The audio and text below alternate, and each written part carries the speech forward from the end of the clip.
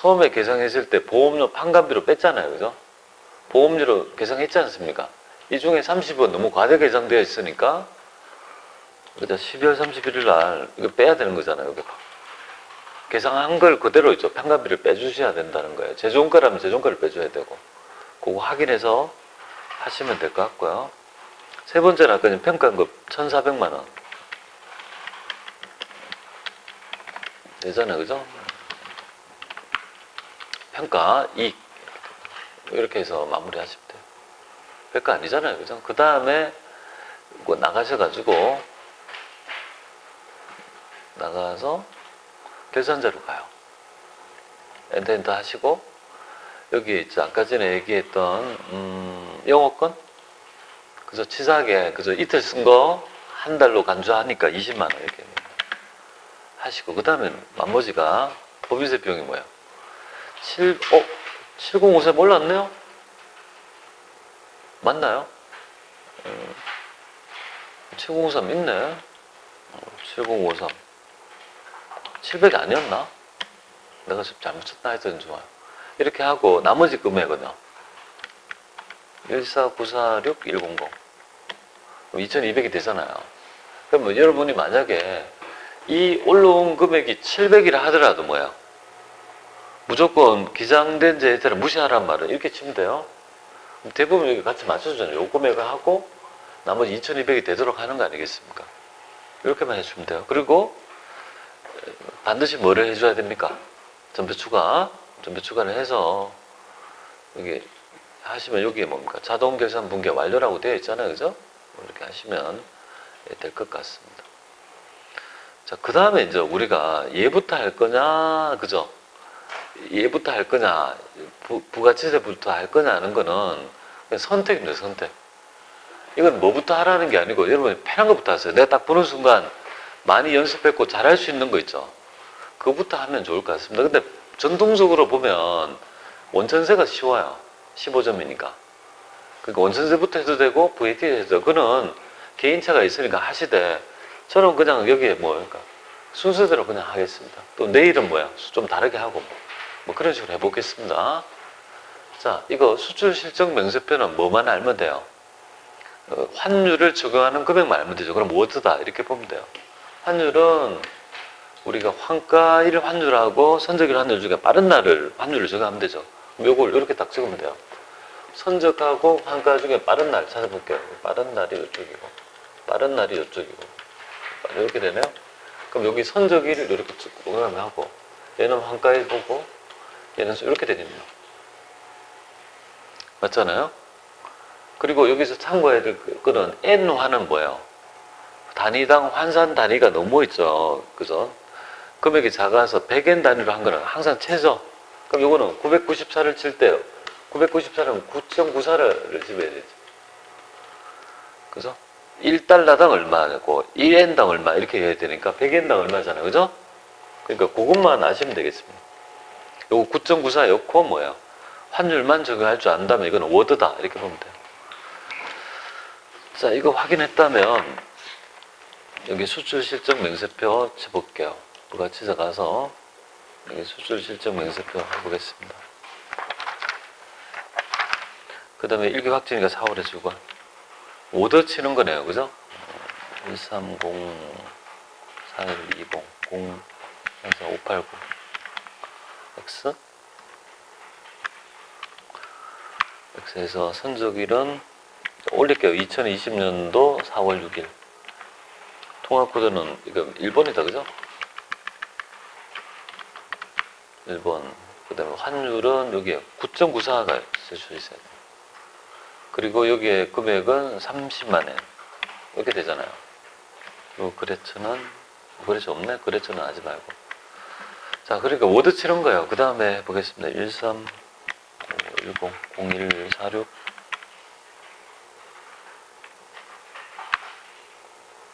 그 다음에 2020년. 이건 선적일은 그대로 적고요. 선적일은 무조건 5월 18일 이렇게 적고요. 통화코드는 미국 이렇게 되네요.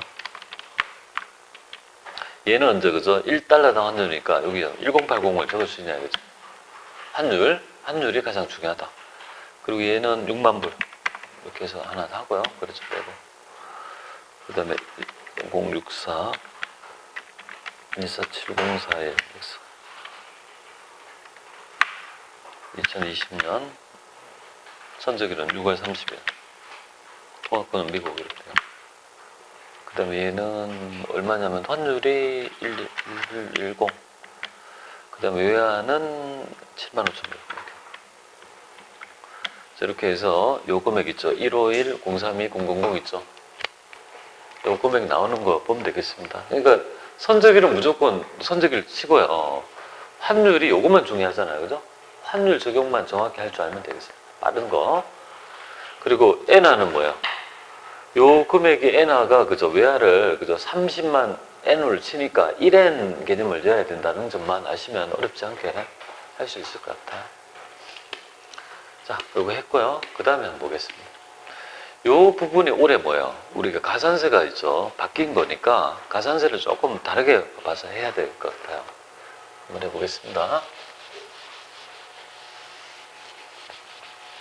자, 지금 보면은 2020년도 2기 확정 때 신고서를 작성하라고 했어요. 그 다음에 뭐 불러오는 자료는 무시하고 새로 입력할 것. 그러니까 매출 자료, 매입 자료 읽던데 지금 보니까 세금계산서 쭉 읽어보니까 전자신고한다. 전자세금계산서의 발급 및 전송은 정상적으로 된다. 뭐 91일로 하라. 뭐 이렇게 나오잖아요. 그러니까 여기서 뭐 잘못한 걸 보니까 세금계산서는 다 했으니까 세금계산서에 관계된 건 없고 그러면 이제 신고 납부를 잘못했는지를 봐야 되잖아요. 신고 납부는 예정신고 누락을 확정된 거랑 수정신고, 기한 후 신고 3개인 경우에 해당이 되지 않습니까? 여기 있네요, 보니까. 그죠? 그리고 세액이 나와야 되는데 세액이 100만 원 나오잖아요.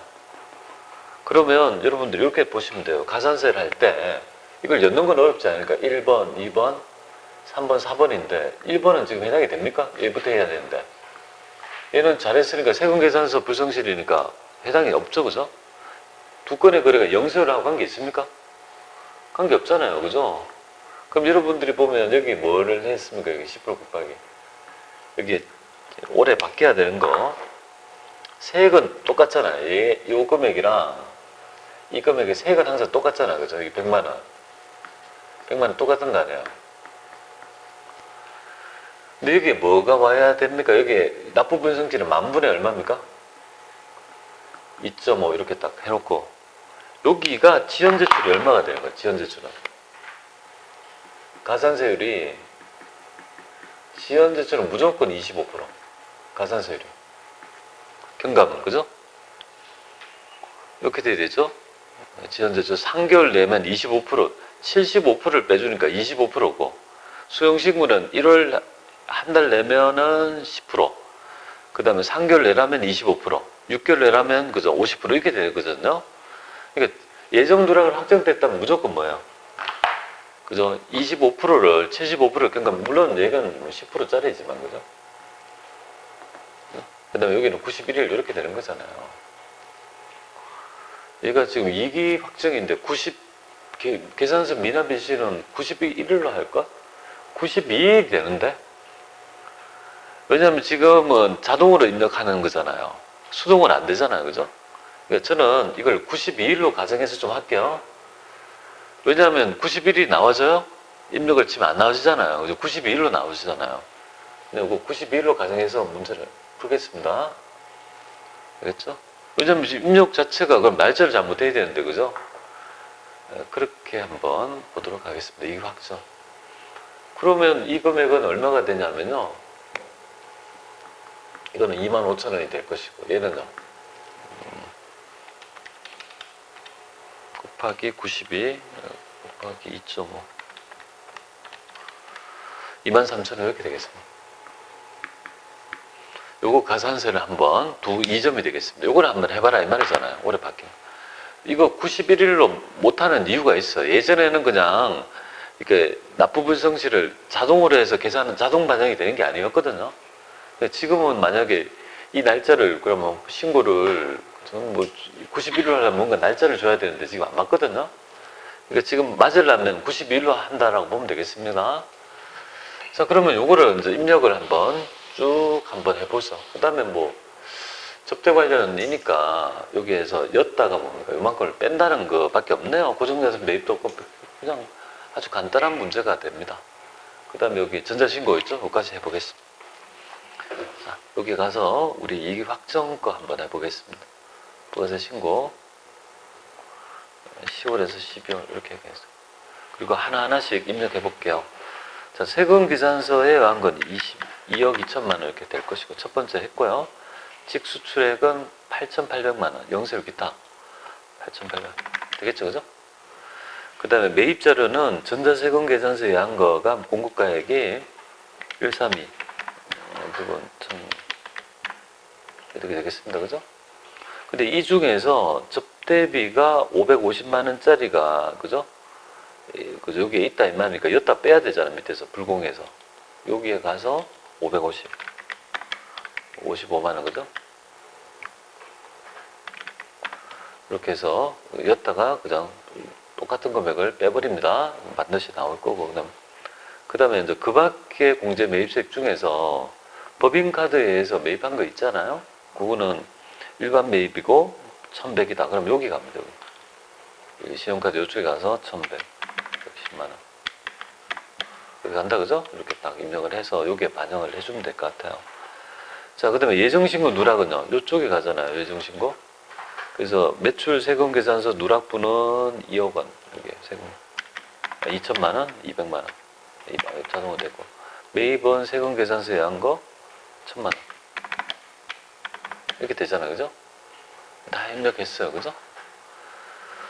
자, 이렇게 입력을 했고, 그 다음에 뭐를 하면 될까요? 여기에 있는 거 쭉 다 하면 얘가 7점 중에서, 그지? 뭐, 5점, 6점, 5점 정도는 되잖아요. 그죠? 그 다음에 가산서 갈게요. 가산서 가서 세금계산서 관련 가산서는 없죠? 그 다음에 영세는 없잖아요. 그럼 그죠? 2번, 3번만 잘하면 되잖아요. 신고불, 납부불. 신고불성시에 일반 71번 칸입니다. 그래서 이거는 지금 올해 바뀐 있잖아요. 이 경감률이 결국은 감면율이 75%니까 가산세율은 결국은요. 그건 25%가 되는 꼴이 되거든요. 25%만큼은 넘으면 결국은 만큼 낸다는 거니까. 그러면 75%가 경감이 된 거예요. 원래는 100만 원, 10만 원 내야 되는데 2만 5천 원밖에 안 내는 꼴이잖아요. 여기에다가 2만 5천 원을 치는 거예요. 근데 납부 불성질은 어떻게 됩니까? 100만 치면 이제 이렇게 나오잖아요. 그죠? 그래서 당초는 우리가 2020년도 10월 25일 날 했을 것이고 그 다음에 지금 납부일은 언제입니까? 지금 이익이 확정이니까 그 다음 연도니까 2021년도 뭐야? 1월 25일 날 냈을 거 아니에요. 그러면 이 날짜가 뭐야? 92일이 나올 수밖에 없는 거 아니에요. 그죠? 그러니까 91일이라고 이렇게 치면 안 돼요. 안 먹어져요. 날짜를 갖춰야 되는데 이게 말이 안 맞잖아요. 그죠? 그러니까 이 회차는 이때는 이런 기록이 없었기 때문에 그냥 91일을 냈다 이렇게 보시면 돼요. 확인을 이렇게 하면요. 자동적으로 23,000원이 들어가는 거죠. 23,000원 들어가지 않겠습니까? 그러니까 우리가 제가 계산을 해드렸다 뿐이지 그냥 10년 가면 자동으로 되니까 그렇게 해서 맞춰주시면 될 것 같아요. 자, 그 다음에 우리 여기 갈게요. 이렇게 한 후에 여기 이제 사원 급여자 일단 요거 부분이 바로 있죠. 급여자료잖아요. 그죠? 근데 급여자료 할 때 여러분이 알아야 될 점이 일단은 기본적으로 4가지 패턴을 좀 아셔야 될 거 아니에요. 비과세 중에서 판단을 해보고 아닌 거는 과세로 본다. 비과세 중에서 뭐야? 우리가 신설해야 될 육아 같은 거는 만든다. 그 다음에 과세급여 중에 뭐야? 혹시 신설할 거, 교육지원금 만든다. 그리고 이제 사용하지 않는 항목 있잖아요. 그러면 상여랄지 월차수당, 직책수당, 그죠? 이런 것들은요. 보여지지 않아야 되잖아요. 불어 체크하고. 그럼 요쪽에 뭐야? 가불금이 있네요. 그죠? 가불금은 공제 항목에 추가적으로 한다. 여기 문에 딱 들어와야 돼요. 그러면 그죠? 여기 식대 이 4개 중에 요건을 봐야 되잖아요. 보니까 어떻게 됩니까? 식사는 별도 제공하지 않는데요. 비과세 되고. 소주는 만 6세 이하의 자녀가 있고, 우리 자녀세액 공제는 육아수당은 맞벌이 부부한테 각각 공제해줘요. 그러니까 배우자가 받고 있더라도 나도 비과세가 된다는 것을 얘기하고 있는 것이고, 소주는 본인 명의 차량 업무에 사용하면 되는데 내가 업무용 사용에 따라 실제 여비를 받고 있잖아요. 정산을 그때그때 받고 있으니까 얘는 비과세가 안 된다는 점이고, 그 다음에 얘는 뭐 과세라 된다는 거. 그럼 여기에서 지금 비과세가 얘는 6세 이하가 되니까, 그러면 식대 말고 여기 또 누구죠? 회계부 사원이네요. 그러면 회계부 사원이니까 뭐야? 야간 근로수당하고 뭐야? 여기 야간 근로랑 자가운전 보조금은 뭐야? 근데 과세로 전환하고, 육아는 비과세 만들고, 그 다음에 과세급여 하나 더 만들고, 그다음 보여지지 않는 거 3개 빼고, 근데 요거 해서 돌려가지고 뭐야? 그 다음에 입력하는 거 워드 치는 거잖아. 정확하게 입력하면 그걸로 끝난다 이 말이에요. 이거를 연습하셔가지고 반드시 할 수 있어야 됩니다. 한번 해보도록 하겠습니다. 자, 원천세 가서 사원등록 급여대장 가보겠습니다. 급여대장은 12월 분이네요. 12월 이렇게 하셔서 12월 31일 날 지급했다. 이렇게 나오네요. 서주원만 입력해 보겠습니다. 일단 저기 가요. 수당공제 가서.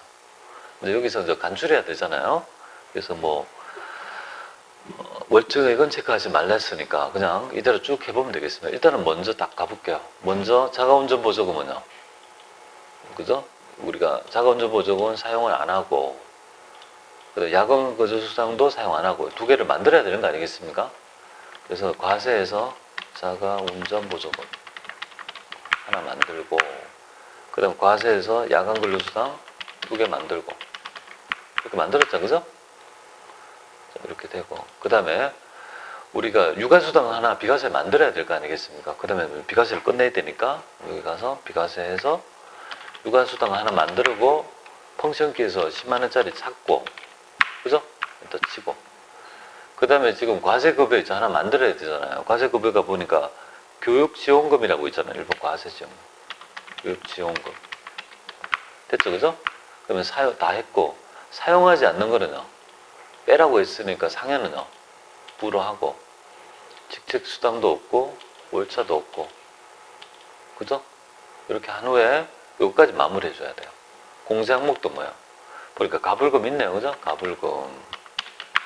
그리고 항목은 기타로 하시면 되겠습니다. 사용하겠다. 이렇게 해서 있죠. 확인, 이렇게 되죠. 그러면 이제 나왔잖아요. 그 다음부터는 워드 치는 거라고요. 숫자만 안 틀리면 득점이 되는 거죠, 그죠? 기본급 200. 식대는 18만원. 야간 근로는 밑에 30만원. 육아수당은 20만원. 자가운전 보조금은 이쪽에 가서 10만원. 교육지원금은 22만원. 이렇게 되는 거잖아요, 그죠?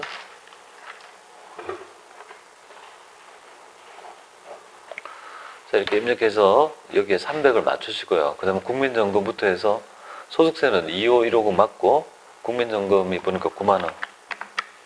건강보험은 6240가. 그러면 6390 되나? 뭐야? 장기요양은 4,600원? 고용보험은 18,200원. 옛날에는 막 올랐네요. 그죠? 가불금은요. 100만원. 그래서 1797110 차인지급액 하면 딱 맞지 않습니까? 이렇게 해서 딱 입력하고 나머지 뭐 우리가 원천징수 이행상황 신고서 하라는 건 없으니까 이렇게 딱 하면 되겠습니다. 자, 그 다음에 볼게요. 이거 쭉 해서 보시고, 그 다음에 얘는 별로 그렇게 어렵지는 않는 것 같아요. 왜냐면 유재호 씨의 그죠? 연말정산 자료인데 별로 그렇게 많지가 않고요. 지금 연말정산 추가 자료 내에 뭐예요? 그죠? 연말정산 입력템만 하라고 했으니까 복잡하지 않는 거죠. 뭐 연금도 없고, 뭐 저기 뭐야, 월세도 없고, 점검부지도 없는 거 아니겠습니까? 되게 심플한 모형입니다. 그러면 밑에 부양가족을 보니까 배우자 있고 자녀 있는데 모친이 뭐예요? 돈을 벌어서 안 되시는 거잖아요. 그러면 모친은 돈 벌어서 안 되니까 의료비 말고는 다 안 된다는 걸 알아야 되잖아요. 그죠? 그죠? 그걸 이제 이해를 하셔야 될 거 아니에요. 그러면 모친은 여기 보면 등장하는 거 보면 의료비밖에 등장 안 한다고요. 되는데 여기서 보면 그럼 나머지는 전부 다 지금 기본공제 대상자가 된다는 말이잖아요. 요건을 보면 본인 자동차 보험료 되고요. 배우자의 보장성 보험 되고 자녀도 다 된다. 그렇게 해서 여기 다 토탈 금액을 200을 입력하면 될 것 같습니다. 그 다음 모친 질병치료비 500 되고 그죠? 이거는 보약이라서 안 되는 거고, 라식은 되고, 해당 칸에다가 입력하면 되겠습니다. 그래서 모친께서는 나이가 지금 어떻게 되세요? 65세니까 65세 의료비 쪽에 입력하면 됩니다. 자녀 유치원비 되고, 본인 종교단체 되고, 나머지 있죠. 요거는 위에 있는 대중교통을 어떻게 입력하냐면, 대중교통은 별도로 해야 되잖아요. 빼야 되고, 밑에도 대중교통 별도로 있네요. 그죠? 그럼 대중교통은 130이 될 것이고, 그럼 100만을 빼면 어떻게 돼요? 1100이 되잖아요. 그리고 여기 위에 의료비는 이중공제가 되니까 그럼 1100이 되는 거구나. 그러면 30을 빼면요. 470만 원이 되거든요. 그러면 두 개 합하면 1570이 될 것이고, 나머지는 130을 빼가지고 입력하면 그걸로 족할 거다. 그래서. 그 다음에 이제 주택자금이 재밌어요. 오래간만에 나왔는데, 주택자금은 우리가 자금을 빌리는 연도에 따라 이 공제 한도가 좀 달라요. 근데 얘가 언제 산 거예요, 보면. 2014년도 5월 6일 날 사면서 뭐예요? 취득할 때 잔금을 대출금을 대체했다는, 이때 빌렸다는 말이에요. 2014년도에. 2015년도 이후 차익금은 좀 다르거든요. 2014년도에 샀으니까 그 시점에 있죠. 한도를 따져가 봐야 돼요. 그리고 이제 기준시가 이게 4억 원 이하여야 되거든요.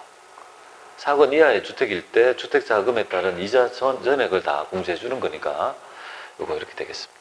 요건을 충족한다고 본다. 그죠? 여기서 어려웠던 점은 200을 어느 칸에 입력할 거냐 이거죠. 2015년도 이후 차익금은 아니죠.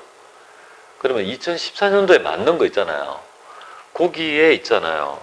해당이 쪽 15년이고 고정금리 쪽에 찾아가지고 200을 입력하면 될 것 같습니다. 그것만 할 수 있으면 어렵지 않게 할 수 있었던 문제인 것 같습니다.